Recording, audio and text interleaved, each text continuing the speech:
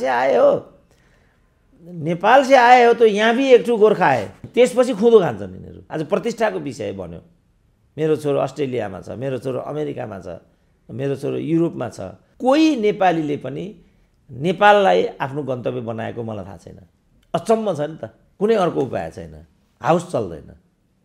यिनीहरूले हाउस चल्छ भन्न ठानेको कि रक्तपात गर्नु पर्यो, बाबुराम भन्छन् नि केपिओलाई थुन्नु पर्यो। शेरबहादुरबाट त जे पनि उनी आफ्नो लागि उनी जे पनि गर्छन्। यहाँ मुसलमानहरू के भन्छन् नेपालमा भने नेपाल चाहिँ हिन्दू राज्य हुनुपर्छ भन्छन्। डाक्टर केबी रोकाको नाम त सुन्नु भएको छ, उहाँ नेपाल हिन्दू राज्य हुनुपर्छ भन्नुहुन्छ।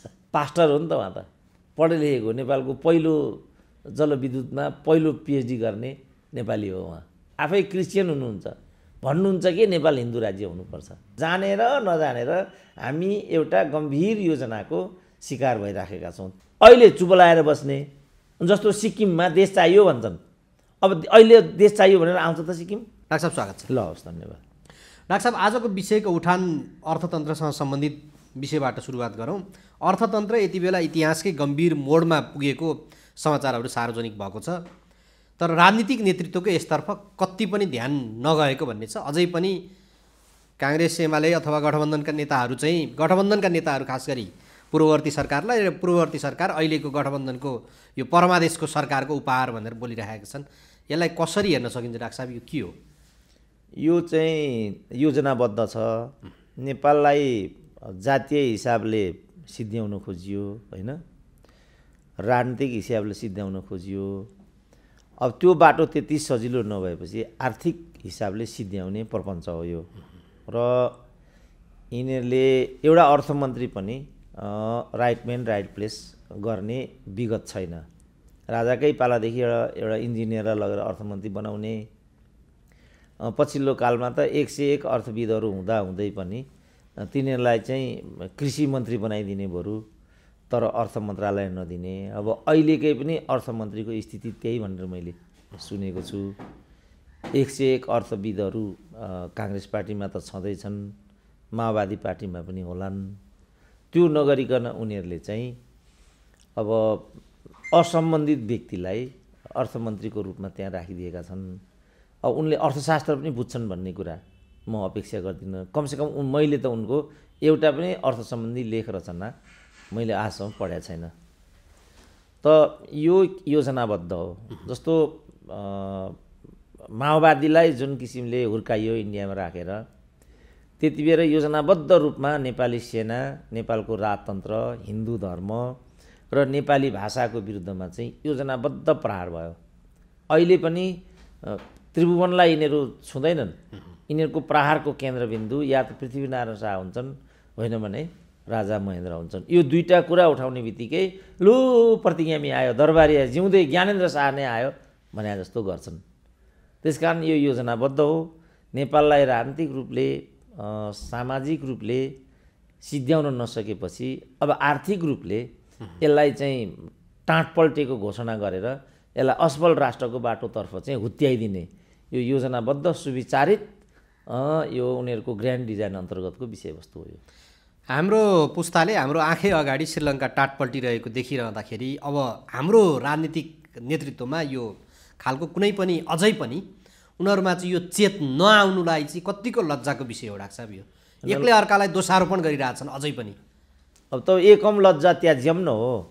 तपाईँको 4 अमलले तपाईँको लाज छोपेको हुन्छ, अनि तपाईँ त्यो फालेर दिगम्बर भएर चाहिँ पशुपतिमा उत्तानो टाङ्लाएर चाहिँ अनि हनुमान चालिसा पढ्नुहुन्छ भने त्यसको के उपाय छ भने अनि देख्नेहरू त्यहाँबाट चाहिँ भाग्नु पर्यो।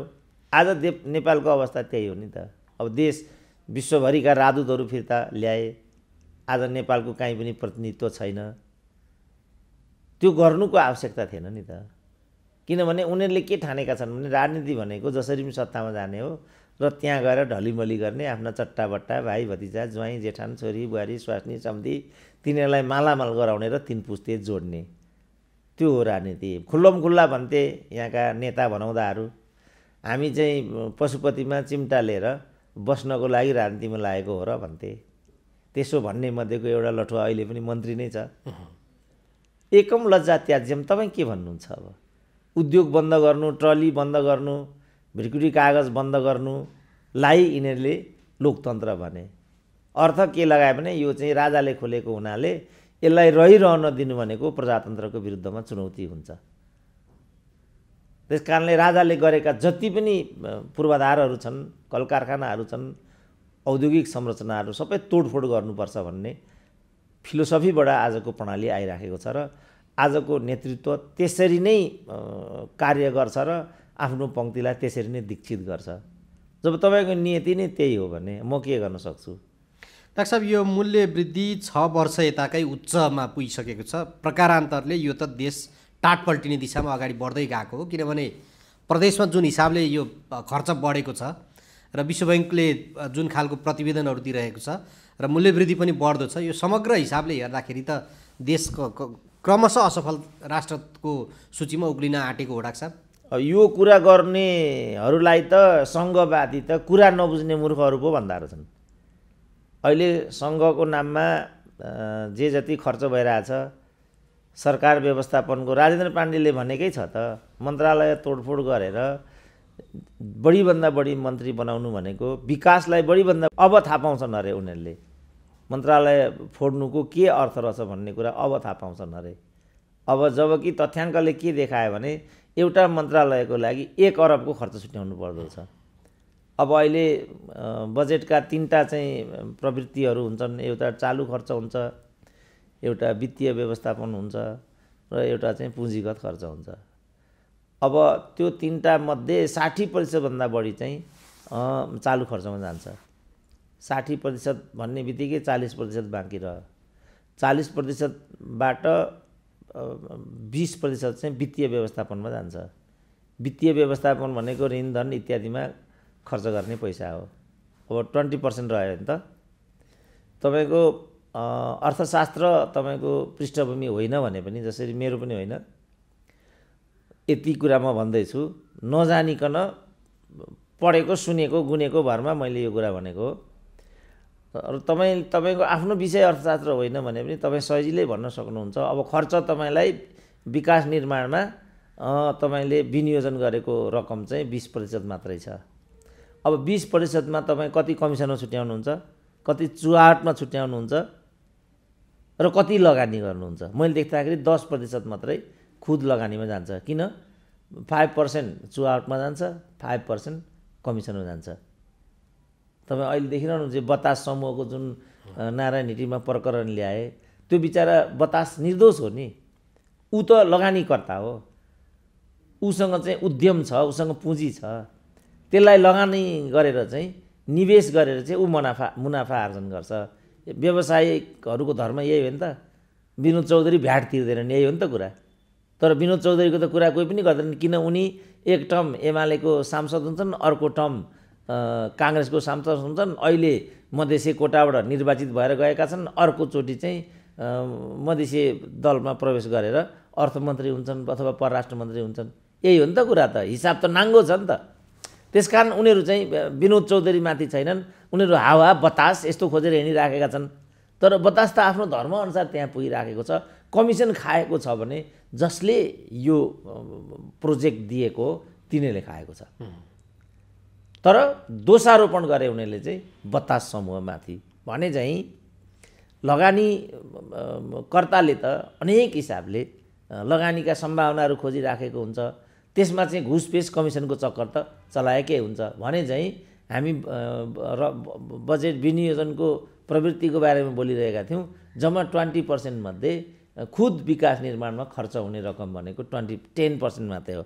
अब 10% बजेटको 10% लगानीबाट तपाईँले कहिल्यै मुलुकको आर्थिक तरक्की गर्न सक्नु होला? यो त लेमेनले पनि भन्न सक्छ नि। बजेटको 10% खर्च गरेर कहिले हामी विकसित हुन सक्छौँ त? त्यसो भए त डाक्टर साहब, यो अब अहिले त झन् कोभिडले झन् साँगुरिँदैछ, लगानीका दायराहरू साँगुरिँदैछन्।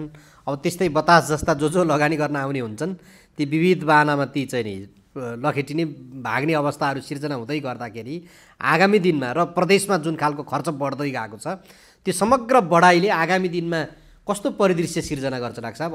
अब मैले धेरै पहिला भने ग्रिसको जस्तो अवस्था हुन्छ कि टाँट पल्ट्यो नि त ग्रिस।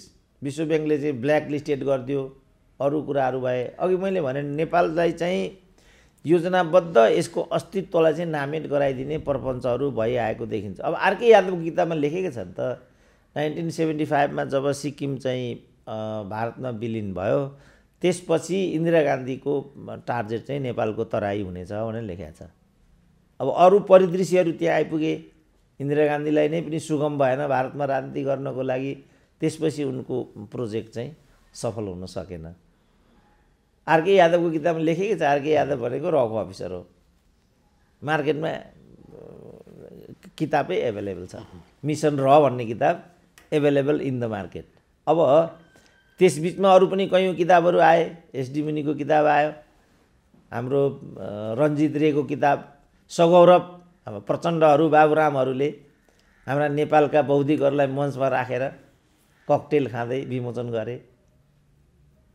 पत्रकारहरूका ठुल्ठुला किताबहरू तपाईँले पढ्नु नै भएको छ।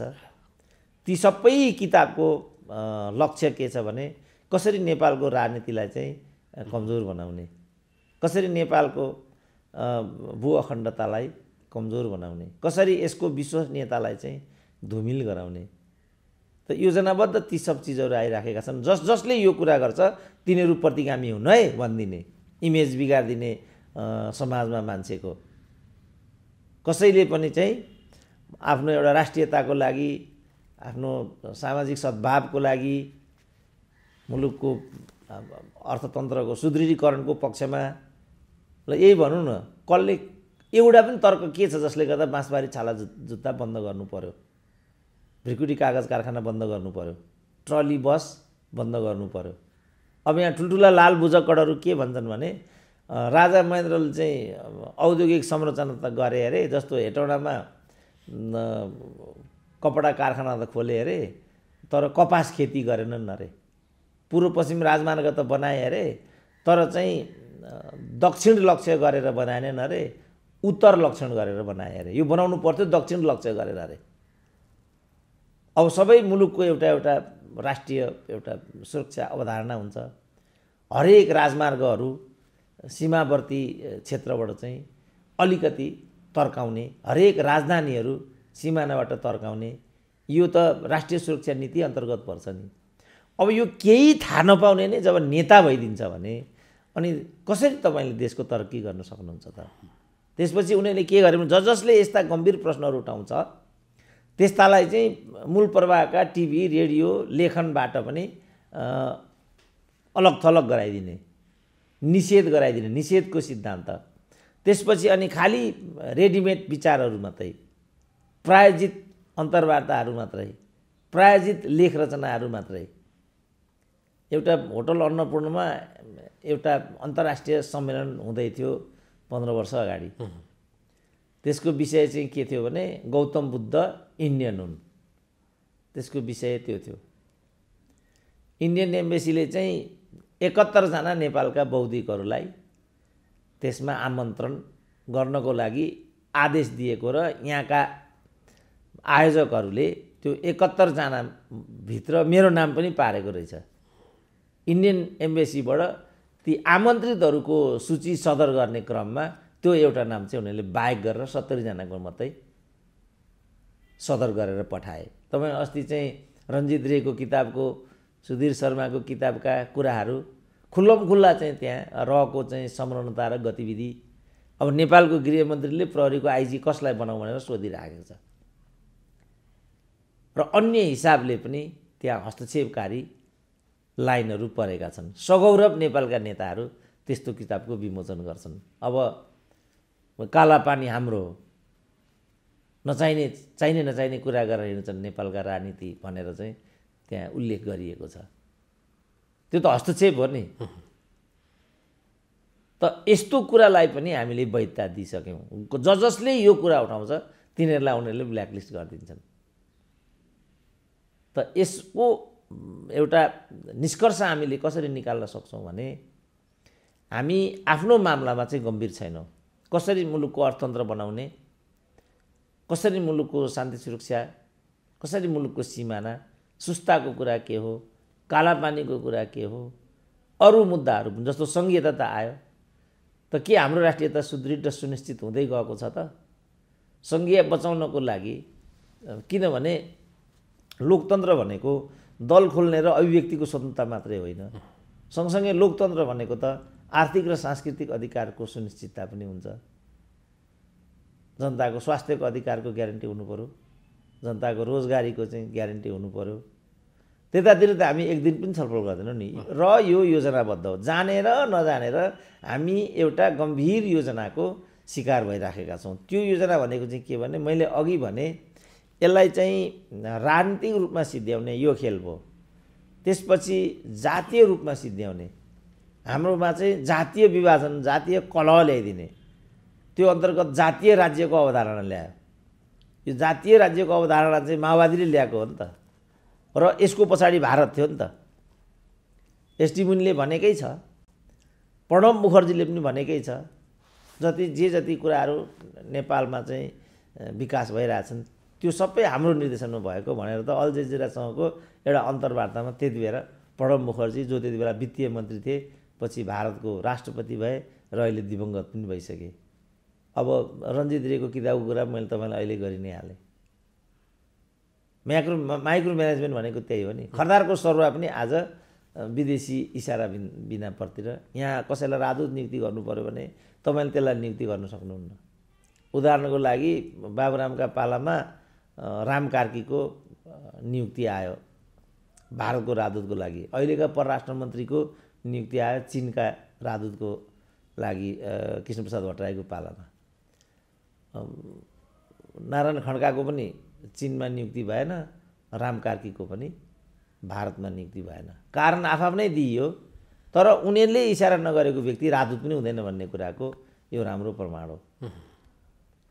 तर मलाई अचम्म लागेको चाहिँ केपी ओलीले चाहिँ महेन्द्र पाण्डेलाई चाइनाको राजदूत बनाए। उनी के भन्थे भने राजा महेन्द्रले 2 बाकस सुनमा चाहिँ कालापानी बेचिसकेको छ भन्थे। छानी छानी यो प्रवृत्तिलाई उनीहरू प्रवर्धन गर्छन्। अब यो थाहा पाउँदैन नि त नेपालका राजनीतिक दलहरू। मेरो विचारमा यो सब योजनाबद्ध हो। नेपाललाई एउटा असफल राष्ट्रको रूपमा नेपाल केही गरी खान सक्दैन भन्नेतिर उनीहरू लगिराखेका छन्। अब उनीहरूले नेपालमा जातीय कलह ल्याउन खोजे, तराईमै पनि जातीय कलह ल्याउन खोजे, तराईमा अनेक किसिमका आन्दोलनहरू पनि भए। तर पछिल्लो कालमा तराईभित्रको पनि सबैभन्दा यस्तो कुरा गर्ने महन्त ठाकुर पक्ष र केपी ओलीको बिचमा गठबन्धन हुन पुग्यो। अचम्म छ नि त। सबैभन्दा मधेसका दलले दुधकारेको पात्र चाहिँ केपी ओली थिए, तर तिनै केपी ओलीसँग चाहिँ लक्ष्मणलाल कर्ण चाहिँ गएर मन्त्री हुन पुगे। हामीले चाहिँ महन्त ठाकुरलाई तिमी मन्त्री हुनुपर्छ, तिमी प्रधानमन्त्री हुनुपर्छ, तिम्रो प्रधानमन्त्री हुने पालो भनेर तारन्तार हामीले प्रश्न उठायौँ। तर उहाँहरूलाई प्रधानमन्त्री पनि स्वीकार्य भएन। त यस्तो यस्तो किसिमको अप्राकृतिक गठबन्धन गर्ने, खेलोमेलो गर्ने, जताबाट जे गर्दा पनि नेपाल र नेपालीहरूको विगत लामो समयदेखि नै मिलेर बस्ने समन्वयको संस्कृति, सहिष्णुताको संस्कृति, संस्कृतिकरणको संस्कृति, एक अर्कोका धर्म संस्कृति, भाषा, मूल्य मान्यतालाई सहजै सहभरण गरिदिने। अब म चाहिँ लिम्बुगाउँमा हुर्किएको, मेरो बुवा चाहिँ लिम्बूको 3 पुस्ते भन्न सक्नुहुन्थ्यो, फेदाङमाको जस्तो काम गर्नुहुन्थ्यो। सम्पूर्ण कुरा लिम्बू धर्म संस्कृतिको आफै गर्न सक्नुहुन्थ्यो। अब लिम्बूहरूले त नेपाली भाषा, हिन्दुत्व इत्यादिमा आफूलाई ढालेकै छन्। त यो अनुपम किसिमको एउटा सामाजिक परम्परा र सहिष्णुतामुखी आचार विचार भएको देश हो हाम्रो। भनेपछि त धार्मिक दृष्टिकोणले पनि द्वन्द्व गर। यहाँ मुसलमानहरू के भन्छन् नेपालमा भने नेपाल चाहिँ हिन्दू राज्य हुनुपर्छ भन्छन्। डाक्टर केबी रोकाको नाम त सुन्नुभएको छ। उहाँ नेपाल हिन्दू राज्य हुनुपर्छ भन्नुहुन्छ। उहाँ त सबैको अन्तर्वार्तामै भन्नुभएको छ। ठुलो क्रिस्चियनको चाहिँ उहाँ त गुरु हो नि त, पास्टर हो नि त। उहाँ त पढे लेखेको, नेपालको पहिलो जलविद्युतमा पहिलो पिएचडी गर्ने नेपाली हो उहाँ। त्यस्तो व्यक्ति आफै क्रिस्चियन हुनुहुन्छ, भन्नुहुन्छ कि नेपाल हिन्दू राज्य हुनुपर्छ। अघि मैले भने मुसलमानहरूको पनि त्यही कुरा छ। त त्यस्तो किन भएको त? हामीलाई धार्मिक हिसाबले त्यत्रो भन्नु केही पनि छैन, किनभने आफआफ्नो कुला धर्ममा बस्ने भन्ने हो। यसमा चाहिँ हामीले रोड्याइ गर्ने होइन भन्ने मान्यता हो मेरो। म हिन्दू छु, हिन्दूमा बस्ने हो, तपाईँ क्रिस्चियन हुनुहुन्छ, क्रिस्चियनमा बस्ने हो, र तपाईँलाई मैले मान्ने हो, मैले तपाईँलाई मान्ने हो। सिद्धिहाल्यो भने के को लडाइँ छ त यहाँ? लड्नुपर्ने कुरा नै के छ? तपाईँ आफ्नो भाषामा बोल्नुहोस्, म आफ्नो भाषामा बोल्छु। लिङ्क ल्याङ्ग्वेज त कहीँ पनि चाहिन्छ, एउटा लिङ्क ल्याङ्ग्वेज त चाहियो। हामीले लिङ्क ल्याङ्ग्वेजको रूपमा चाहिँ नेपाली भाषालाई अपनायौँ, खस भाषालाई अपनायौँ, यसलाई हामीले नेपाली भाषाको रूपमा चाहिँ विकसित गऱ्यौँ। यही वास्तविकता हो। कहाँ यो नेपाली भाषा हुन्छ, यो खस भाषा भनेर कराउँछन्। किन कराइरहनु पर्यो? त्यसो भने हिन्दी भाषा कहाँ गयो त? विनोद चौधरी मधेसी हो नि त, उठ्यो नि त प्रश्न त। यस्तो विवाद गर्दै जाने हो भने यो अन्त्यहीन कुरा हुन्छ यो। त यिनीहरूले चाहेको चाहिँ हामी यस्तै अन्त्यहीन मुद्दाहरूमा चाहिँ फसौँ, कलह गरौँ, तराईमा चाहिँ पहाडेले अस्तित्व बनाउन नसकोस्, अनि मधेसीहरू काठमाडौँमा छिर्न नसकुन्, हिमालमा बाहुन उग्लिन नसकोस्, र हाम्रो राज्य चाहिँ छिन्न भिन्न अङ्गभङ्ग होस् भन्ने चाहिँ तर्फ सोचेर उनीहरूले त्यसमा ठुलो लगानी गरे। एनजिओ बाहुनवादी भने, हिन्दूवादी भने, फलानु भने गाली गरे नि। अब बाहुनवादी कुनै एउटा जातलाई, जात विशेषलाई लिएर अनि दुत्कार्न पाइन्छ? वेस्टर्न मुलुकमा त यस्तो कुरा त रेसिस्ट हुन्छ, यस्तो कुरा उच्चारणै गर्न पाइँदैन। धर्मको, जातिको, पहिरनको, पोसाकको कुरै गर्न पाइँदैन। उच्चारणै गर्ने बित्तिकै त्यो रेसिस्ट हुन्छ। तपाईँको यो कुराकानीमा त एउटा बाहुन पारा देखियो, अथवा नेपाली पारा देखियो, अथवा हिन्दू पारा देखियो भनेपछि त्यो रेसिस्ट कुरा भयो, तुरुन्तै त्यो कारबाहीको दायरामा आउँछ त्यो। अब यहाँ बाहुनवादी अरे के बाहुनवादी भनेको? यदि त्यो भाग्यवादलाई इङ्गित गर्न खोजेको हो भने त्यस्तो भाग्यवाद त लामावाद पनि हुन्छ। त्यसो भने लामावाद भन्नु पऱ्यो, झाँक्रीवाद भन्नु पऱ्यो, बाहुनलाई मात्रै लखेट्ने। त्यसकारण यो त रेसिस्ट हो, यो भन्न पाइँदैन यसरी। यो पुरोहितवाद हुनसक्छ। पुरोहितवाद भन्ने बित्तिकै उहाँ लामावाद पनि आयो। आफ्नोलाई हुँदैन यहाँ। आफ्नो यो जाति सम्प्रदायको राजा छ भने त्यसलाई पूजा गर्छन् उनीहरू, तर पृथ्वीनारायण शाहको कुरा गर्ने बित्तिकै प्रतिगामी भइन्छ यहाँ। तपाईँको चाहिँ राजा माननीय हुने, अनि मेरो चाहिँ राजा दुत्कार्नु पर्ने? राजा भनेको त जम्मै राजै हो नि। किराँतको पनि राजै हो, शैलेश्वरी पनि राजै हो, पृथ्वीनारायण शाह पनि राजै हो। राजा त राजै हो नि, धामी त धामी नै हो, पुरोहित त पुरोहितै हो नि, लामाको पनि पुरोहितै हो, धामी झाँक्री फेरि राजा जोडियो भने त्यसलाई स्वीकार्न तयार भएनन्। तर अब उनीहरूले चाहिँ के लाग्यो भने ऊ त्यो राजा चाहिँ प्रतिगामी, हाम्रो राजा चाहिँ क्रान्तिकारी, पृथ्वीनारायण शाह चाहिँ प्रतिगामी, यलम्बर चाहिँ क्रान्तिकारी। त्यस्तो हुन्छ? यलम्बर पनि राजै हो, पृथ्वीनारायण शाह पनि राजै हो।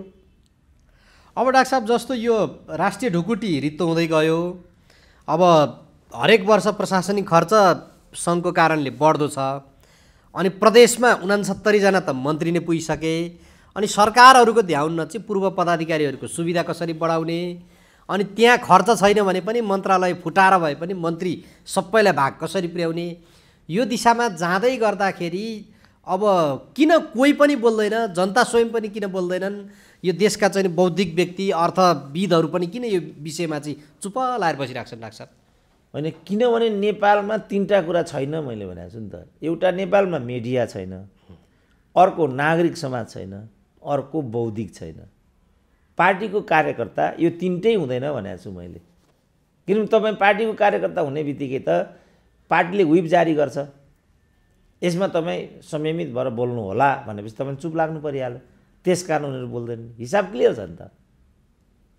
भनेपछि देश चाहिँ प्रकारान्तरमा अघि चर्चा गरे जस्तो टाट पल्टिसके पछाडि मात्रै बोल्छन् कि त्यसपछि पनि फेरि चुप्पै बस्ने हुन्छ?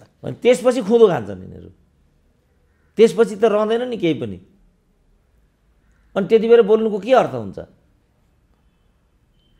बोल्ने हो भने अहिले बोल्नु पर्यो।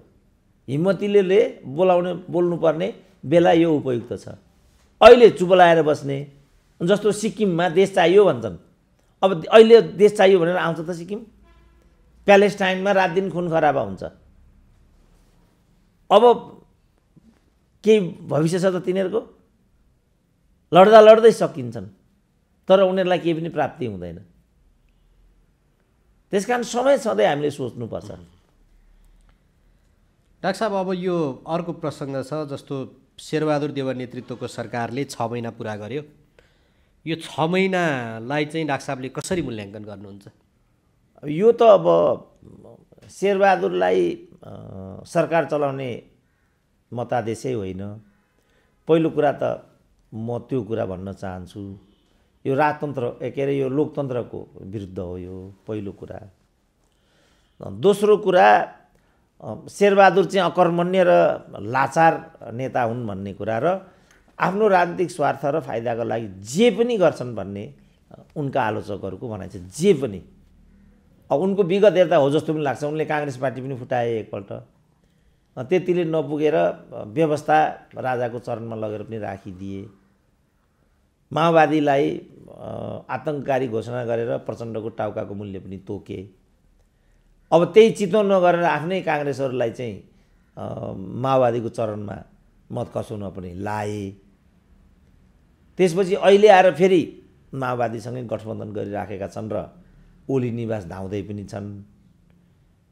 अब भोलि उनले फेरि एमसिसीका लागि माओवादीलाई पनि लात हानेर केपी ओलीसँग गठबन्धन पनि गर्ने उनकी। त्यो भयो भने अन्यथा नमान्दा के शेरबहादुरबाट त जे पनि उनी आफ्नो लागि उनी जे पनि गर्छन्। अब त्यो जे पनि गर्ने क्रममा शेरबहादुर उद्धत भइराखेको देख्छु। मलाई भन्नु के छ र खेद चाहिँ केमा छ भने, यो रामलीला नेपाल र नेपालीले कहिलेसम्म हेर्नुपर्ने र तत्तत दलका नेता कार्यकर्ताहरू यो जे पनिको सिद्धान्तलाई कसरी चाहिँ शिरोधार्य गर्छन्, यो चाहिँ मेरो लागि अनौठो छ। अब शेरबहादुर के गरिरहेछन्, किन गरिरहेछन्, कहाँ गरिरहेछन् भन्ने कुरामा मलाई केही पनि अनौठो छैन। किनभने आखिर उद्योग खुलेको छैन, कल कारखाना खुलेको छैन, रोजगारी बढेका छैनन्, बरु अर्थतन्त्र झन्झन जर्जर हुँदै गयो। अर्थतन्त्रको कुरा अघि हामीले गऱ्यौँ, त्यो जर्जर भएर गइ नै रहेको छ। किनभने त्यो जानु, अब यिनीहरूले त कस्तो गरे भने कस्तो एउटा आपराधिक एउटा हरकत यिनीहरूले गरे भने, अब वैदेशिक रोजगारी नै जीवनको लक्ष्य हुनुपर्छ, युरोप अमेरिका नै शिक्षाको लक्ष्य हुनुपर्छ। कोही युवा, कोही नेपालीले पनि नेपाललाई आफ्नो गन्तव्य बनाएको मलाई थाहा छैन। हरेक घरबाट चाहिँ छोरो बा छोरी वैदेशिक रोजगारीको लागि विदेशको बाटो नापेकै हुनुपर्ने। आज प्रतिष्ठाको विषय बन्यो, मेरो छोरो अस्ट्रेलियामा छ, मेरो छोरो अमेरिकामा छ, मेरो छोरो युरोपमा छ, छैन भने त्यो एउटा पीडाको विषय बन्न थाल्यो। यही देशलाई चाहिँ एउटा गन्तव्य बनाउनुपर्छ। विद्यार्थीहरूले, युवाहरूले चाहिँ कसरी चाहिँ स्वावलम्बी हुन सकिन्छ, आत्मनिर्भर हुन सकिन्छ, उद्यमशीलताको भन्नुपऱ्यो एउटा संस्कार कसरी निर्माण गर्न सकिन्छ, रुग्ण भएका उद्योगहरूलाई चाहिँ कसरी चाहिँ पुनः सुचारू गर्न सकिन्छ। किन औद्योगिक संरचनाहरू तोडफोड गरेका छौँ, किन हेटौँडा कारखाना बन्द भयो, किन भ्रिकुटी कागज कारखाना बन्द भयो, किन बाँसबारी छाला जुत्ता कारखाना भयो? खोइ हाम्रो गोरखकाली रबर उद्योग होइन त्यो।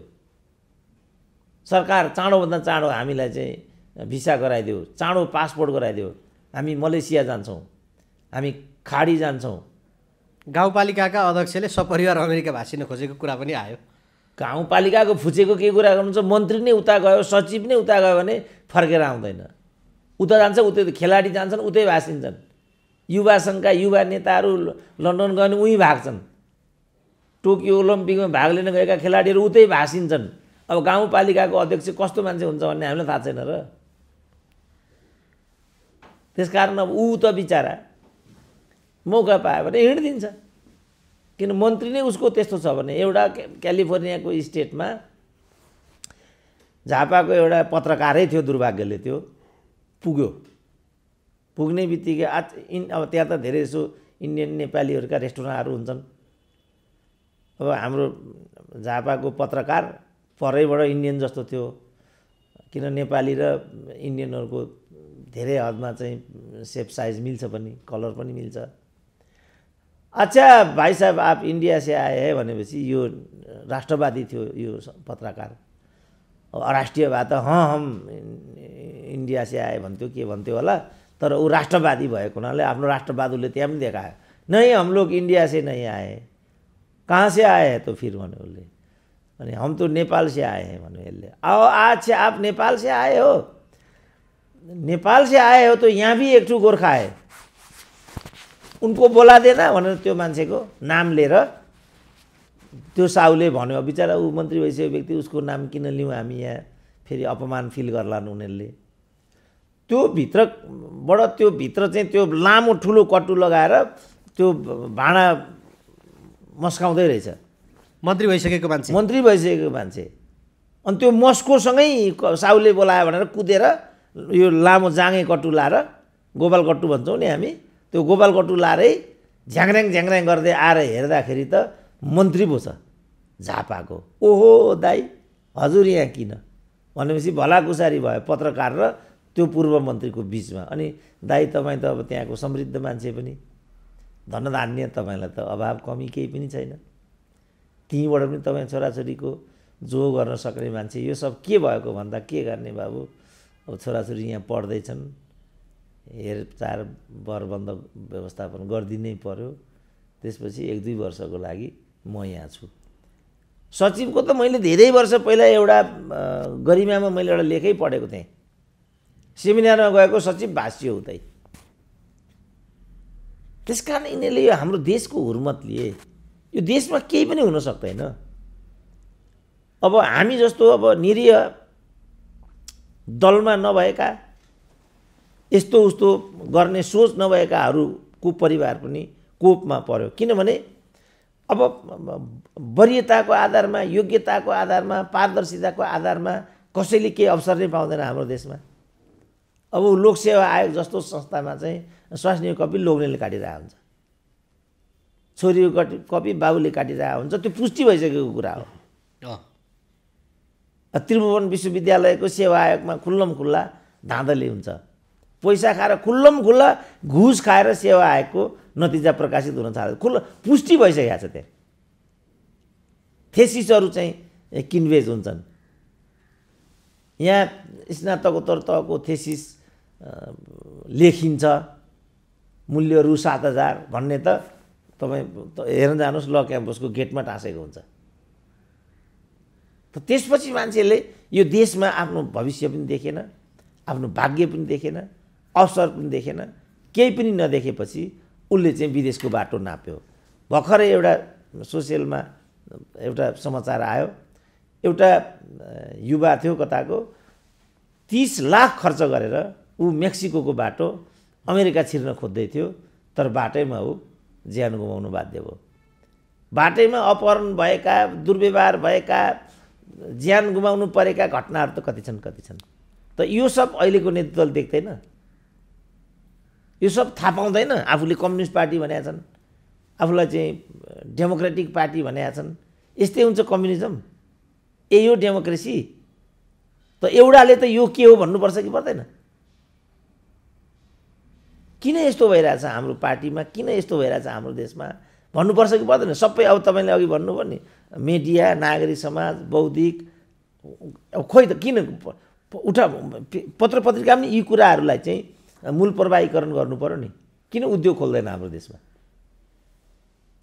किन नेताहरू चाहिँ स्वास्थ्य उपचारका लागि विदेश जाने कुरा बढाइराखेका छन्? किन उनीहरू वीर अस्पताललाई चाहिँ व्यवस्थित गर्दैनन्? भर्खर चाहिँ गत वर्ष मात्रै राज्यको ढुकुटीबाट पैसा लुट्ने डाक्टर रामवरण यादवदेखि झलनाथ खनालसम्मको नाम आयो।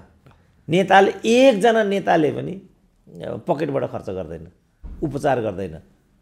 उसको स्वास्नीलाई राष्ट्रपति बनाउनु पर्यो, स्वास्नीलाई चाहिँ सभामुख बनाउनु पर्यो, समधिलाई राजदूत बनाउनु पर्यो, भतिजालाई मन्त्री बनाउनु पर्यो। ए बाबा हामीले मात्रै सबै बोलेर हुन्छ भने बोल्नु पर्यो नि त। नौजवानहरू दलभित्र भर्खरै चाहिँ 3टै दलका चाहिँ सम्मेलनहरू सम्पन्न भए। यो के भएको भन्नु पर्दैन? महराको केस के? किन कल कारखाना नखोलेको तिमीहरूले? किन मन्त्रालय तोडफोड गरेको?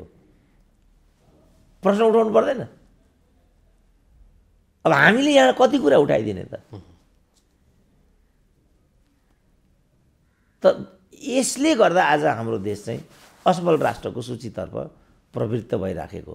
अघि मैले भने अब सङ्घीयताको नारा उठाए भएन, जातीयताको नारा उठाए भएन, धर्मनिरपेक्षताको नारा उठाए भएन, केही गर्दा पनि पार नलागेपछि अब यसलाई इकोनोमिकल्ली ठेगान लगाइदिउँ भन्ने ठाउँमा सायद यिनीहरू, जस्तो अब चाइनाले सबै उत्तरी नाकाहरू चाहिँ अहिले बन्द छन्।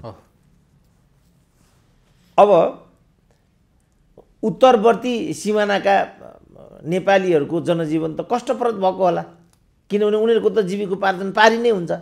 सर्टेन किलोमिटरसम्म यताका पनि जाने उताका पनि आउने, यो चाहिँ हाम्रो परम्परागत अभ्यास छ। चरी चरणमा पनि यही हुन्छ। अब त्यो सब कुरा चाहिँ किनभने हाम्रो अन्तर्राष्ट्रिय हैसियत, हाम्रो अन्तर्राष्ट्रिय विश्वसनीयता पनि त्यतिकै स्खलित भएर गइराखेको छ। अब अहिले असंलग्नता पनि धरापमा पर्यो। सार्कको सम्मेलनै हुन छोडेको कति वर्ष भइसक्यो। अब उता क्वाड भन्छन्, बिमस्टेक भन्छन्, एमसिसी भन्छन्, फलानो भन्छन्, खोइ त हाम्रा विषयहरू, हामीलाई चाहिने विषयहरू त उठ्दैनन्। अब यस्तो कुरामा हामीले विमर्श गर्नुपर्ने। अब मिडियामा पनि यी विचारहरूलाई कहिलेकाहीँ आफैले पनि कहिलेकाहीँ इस्यु जन्माउन सकिन्छ नि, आफै इस्यु जन्माएर पनि त्यसमा डिस्कोर्स गर्नुपर्ने। अब यो प्रचलन नै छैन हाम्रो देशमा। खालि चाहिँ नियन्त्रित विचार, प्रायोजित अन्तर्वार्ता, प्रायोजित लेख रचना भइसकेपछि एउटा मोनोटोनस एउटा मन्थन मात्रै भइराखेको छ। यहाँ जनताले चाहे जस्तो कुरा, राष्ट्रिय आकाङ्क्षालाई अलिकति इन्स्ट्रुमेन्टल हुनु पर्यो नि त। हामीले पनि त्यसलाई अलिकति इन्स्पायर गर्न सक्ने, क्रिएसन, इनोभेटिभ हुने, त योतिर चाहिँ अहिले हाम्रो इन्टेलिजेन्सिया पनि गइराखेको पाउँदिनँ म। मिडियाले पनि अलिकति खोज पत्रकारितालाई चाहिँ अलिकति जस्तो यही भनौँ न, यो के भइराखेको, यो जुन तातो पानीको कुरा भयो, यो हुम्लाको कुरा भयो, हिल्सा नाकाको कुरा भयो, रसुवातर्फको, यी सम्पूर्ण चाहिँ लक भइरहँदाखेरि पनि एउटा आवाज नआइरहने, यस्तो के भइरहेको। उनले उताबाट एकातिर बिआरआई भन्ने अनि अर्कातिर नाका बन्द गर्ने भनेको के को बिआरआई हो यो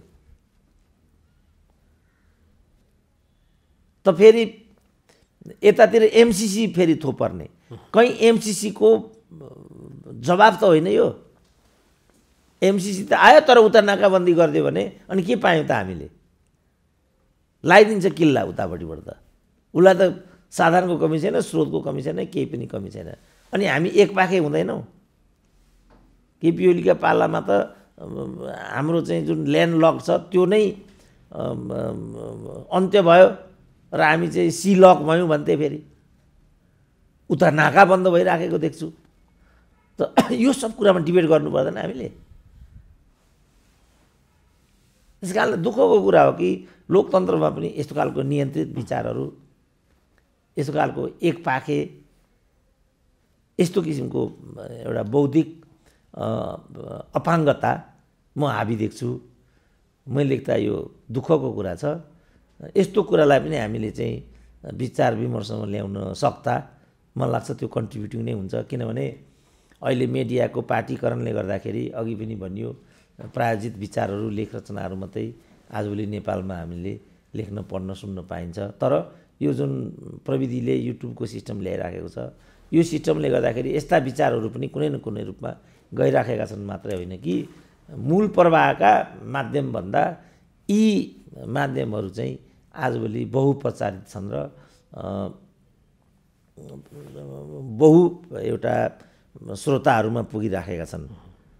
किनभने उनीहरूले पनि थाहा पाइसके कि यो मूल प्रवाहले के गरिराखेको छ, यी ब्रोडसिटहरूले के गरिराखेका छन्, उनीहरूले पनि थाहा पाइसके।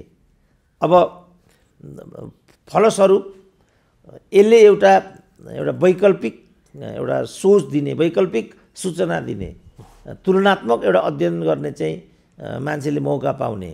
र भनाइ नै के छ भने मूल प्रवाहको मिडिया भनेको त्यो हो जसलाई बढीभन्दा बढी श्रोताहरूले सुन्छन्। त्यो हिसाबले मूल प्रवाहको अहिलेको यो माध्यम भनेको वास्तवमा यिनीहरूले दावा गरेका मूल प्रवाहका सञ्चार माध्यमहरू होइनन्, यिनीहरू चाहिँ हुन् अहिले। किनभने विश्वभरिको नेपालीले अहिले युट्युब प्रयोग गर्छ। यी पनि मेरै अनुभवमा पनि मैले त कमसेकम 3 वर्ष भइसक्यो होला मैले यो मूल प्रवाहको भन्ने त केही सुनेकै छैन।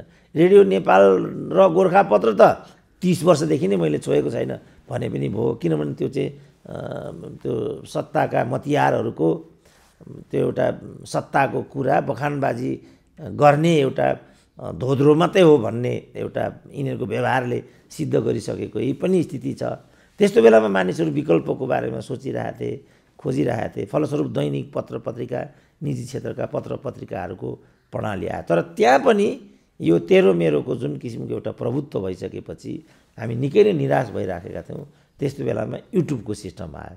युट्युबको सिस्टम आइसकेपछि यसले अहिले चाहिँ एक खालको प्रभाव समाजमा जमाइराखेको छ। त यसमा पनि जुन भाइरलको थ्योरी, तेरो मेरोको थ्योरी र अर्काको चरित्र हत्या गर्ने, व्यक्तिगत कुरामा प्रवेश गर्ने फलानु जुन एउटा दुष्प्रवृत्ति जसरी बिस्तारै यसले चाहिँ विकास गरिराखेको छ, त्यसलाई चाहिँ मैले त चाँडोभन्दा चाँडो नियन्त्रण गरेर यसलाई निष्पक्ष बनाउने, यसलाई पारदर्शी बनाउने, जवाफदेही बनाउने कुरा भयो भने यसले एउटा समय सूचना दिने, बौद्धिक विमर्श गर्ने र मुलुकलाई प्रतिबिम्बन गर्ने यो काम गर्न सक्ने मेरो आफ्नो अपेक्षा छ। अब बाँकी तपाईँहरूको पनि यसमा दायित्व बन्छ, कसरी यसलाई जवाफदेही बनाउने, कसरी संवेदनशील बनाउने र कसरी निष्पक्ष र भरपर्दो विश्वनीय बनाउने। निर्भीक निर्भय त हुनुपर्ने नै छ हामीले, तर त्यो नाममा छाडा, भाइरल, अराजकता, मनपरितन्त्र, व्यक्तिगत कुराहरूबाट चाहिँ हामीले यसलाई बचाउन सकेको खण्डमा अहिले यही माध्यमबाट हामीले देशको लागि, सही सूचनाको लागि, ज्ञानको लागि, विचार विमर्शको लागि पनि प्रयुक्त हुनुपर्ने यो दायित्व हामीलाई पनि छ।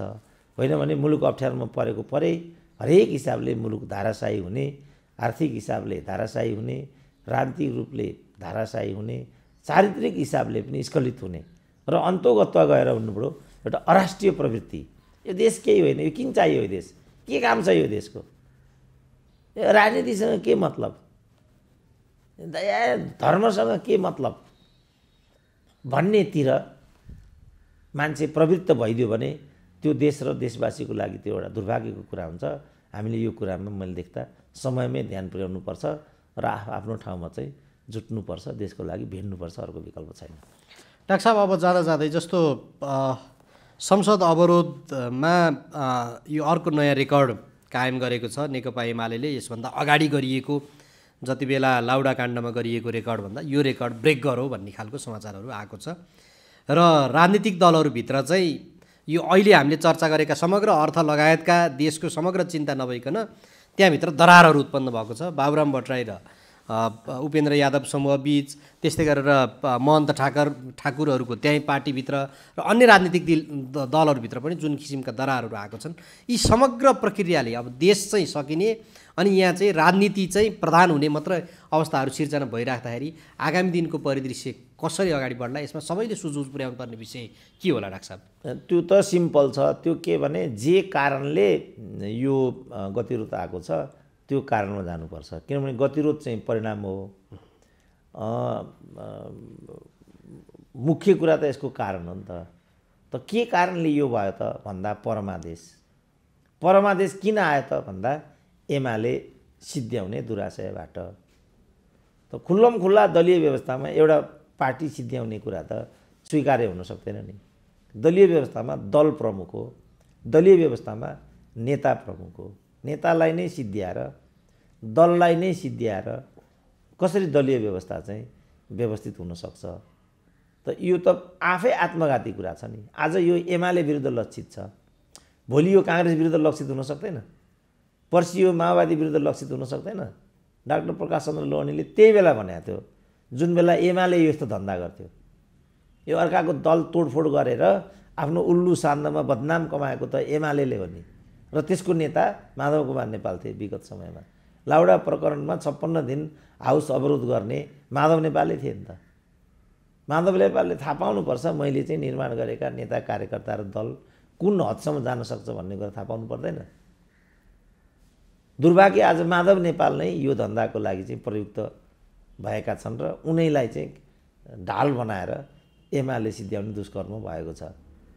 त्यसकारण प्रकाश चन्द्र लोलेले त्यही बेला भनेको थिए एमाले जनलाई हेरेर, एमाले हो आज चाहिँ राप्रपा सिद्ध्याउँदा हाँस्छौ भने हेरौँला तिमीहरू पनि कहिलेसम्म हाँसिरहँदा छौ, तिमीहरूको पनि दिन रुने आउनेछ, हामी पनि हेरौँला भन्थे। आज एमाले कसरी रोइरहेछ त? तर मैले चाहिँ एमालेको रोदनमा मलाई त्यत्रो भन्नु केही पनि छैन। तर म एमालेको रोदनमा माओवादीको अनुहार देख्छु, काङ्ग्रेसको अनुहार देख्छु। त्यसकारण म बोल्छु कि दलीय व्यवस्थामा नेतामाथिको चारित्रिक हमला, दलमाथिको साङ्घातिक हमला कहिले पनि स्वागतयोग्य कुरा हुन सक्दैन। अत म भन्नुभयो शेरबहादुर त के लाचार छाया हुन्, उनी त खालि केपी प्रचण्डको कठपुतली मात्रै हुन्, उनलाई भन्नुको त कुनै अर्थ छैन। म प्रचण्डलाई नै आह्वान गर्छु, तिमीले चाँडै हस्तक्षेप गरेर यो गतिरोध फुकाउनुपर्छ, किनभने तिम्रै कारणले पनि यो भइराखेको छ। केपी ओली जस्तो एउटा सत्ताखोर मान्छेसँग गएर तिमीले गठबन्धनको सपना देख्यौ, किनभने दुराशयबाट तिमीले त्यो गरेका थियौ। केपी ओलीको स्वास्थ्य प्रतिकूल छ, बुढो मरिहाल्छ, म एमाले हत्याउँछु भनेर तिमीले यो प्रपञ्च गरेका थियौ। तिम्रो दुर्भाग्य के भने केपी ओली मरेनन्। त्यसपछि आजको राजनीतिको खेलखाल सुरु भयो। छोड्यौ तिमीले, 5 वर्षकै लागि तिमी प्रधानमन्त्री हो भनिदियौ, गल्ती हुन पुग्यो। गल्ती तिमी गर्ने, कोपमा राजनीति पर्ने, देश पर्ने यो हुन सक्दैन। त्यसकारण जहाँ त्रुटि भएको छ त्यहाँबाट चाहिँ करेक्सन सुरु हुनुपर्छ। र त्रुटि एमाले माथिको साङ्घातिक हमला परमादेश मार्फत हुन पुगेको हो। त्यसकारण चाँडोभन्दा चाँडो दलहरू एक ठाउँमा बसेर राष्ट्रिय सहमतिको सरकार बनाएर अर्ली इलेक्सनमा जानुपर्छ। कुनै अर्को उपाय छैन। हाउस चल्दैन। यिनीहरूले हाउस चल्छ भन्न ठानेको कि रक्तपात गर्नु पर्यो। बाबुराम भन्छन् नि केपी ओलीलाई थुन्नु पर्यो। केपी ओलीलाई थुने, हाउसमा रक्तपातै गरे भने म भन्न सक्दिनँ, भने हाउस चल्दैन। यो बुझ्नुपर्छ उनीहरूले। तुरुन्तै उनीहरूले एक ठाउँमा बस्नुपर्छ। अर्काको दललाई भनौँ न 40% थियो नि त, दल फुटाउनको लागि त 40%को संवैधानिक व्यवस्था थियो। उनीहरूले त्यसलाई 20%मा ल्याए। एमाले विरुद्धको मिसन पुरा भयो, त्यसलाई फेरि उचालेर 40% डकैती होइन यो। यही कारण हाउस अवरुद्ध भएको होइन। त्यसकारण हाउस चल्दैन। हाउस चलाउने हो भने यो कमजोरीलाई रियलाइज गर्नुपर्छ प्रचण्डले, अन्यथा हाउस चल्दैन। हुन्छ डाक्टर साहब, यो विचार र समयका लागि म आभार व्यक्त गर्छु। ल हस्, धन्यवाद।